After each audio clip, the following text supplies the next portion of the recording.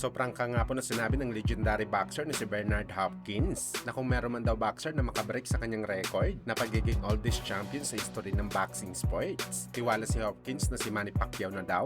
Wala nang iba pa. Bukod daw kasi sa talent na meron si Pacman na makipaglaban sa mas bata na fighter, talagang nakikita ni Hopkins na masyado masilan si Pacman sa kanyang sarili. Kumbaga mga idol, alagang-alaga ni Pacman ang kanyang sarili sa training, sa mga kinakain nito, at higit sa lahat mga boss, wala itong bisyo. Ito daw talaga ang ginawa ni Hopkins noon na nakuha niya ang kampyonato sa edad na 49 anyos. At nang tinanong naman si Hopkins mga boss kung kaya pa ba ni Floyd na mabreak ang kanyang record, aniyan ni Hopkins kung gugustuhin daw ni Floyd kaya nito, kagaya ni Pacman. Pero walang tiwala si Hopkins mga boss na merong tapang si Floyd para lumaban sa aktwal na bakbakan na nakataya ang kanyang undefeated record at lumaban sa mga halimaw na kampyon. Kumbaga duda si Hopkins kung papalag si Kalbo sa bakbakan. Pero pagdating kay Manny Pacquiao mga boss, nakita na daw natin ito sa laban niya kay Barrios. Hindi man lang daw natin nakitaan si Pacman ng konting takot sa bakbakan kay Barrios na mas bata at mas malaki. Kung bakit si Pacman lang daw nakikita nito na makabreak sa kanyang pinagmamalaki na record sa boxing sports.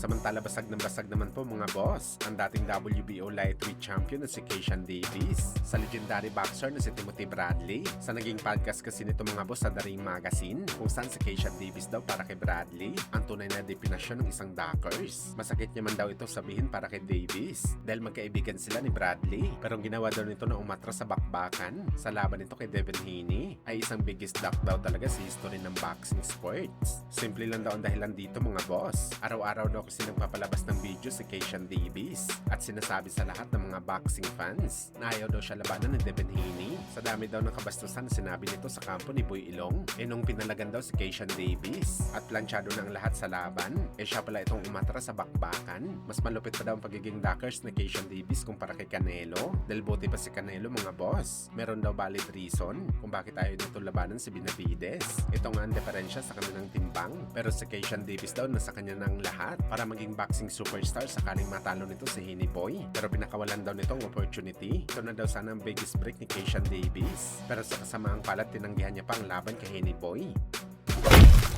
Samantala dahil viral nga po ang Pinay tennis superstar na si Alex Ayala dahil sa mga sunod-sunod na panalo nito, napareact naman mga idol ang anak ng ating pambansang amao Manny Pacquiao na si Eman Bacosa. Aniya mga boss, sana daw balang araw mamit nito si Alex, kung saan dahil dito pinagkaguluhan sa social media ang mensahe na to ni Bacosa at maraming mga Pinoy boxing fans ang nareto kaagad si Eman Bacosa kay Alex. Ngayon pa man naglabas na ng pahayag si Alex na open na daw ito makipag-relationship. Well, makisig naman itong si Eman mga boss, bakit hindi? Pwedeng-pwede ito pumila sa Pinay tennis superstar.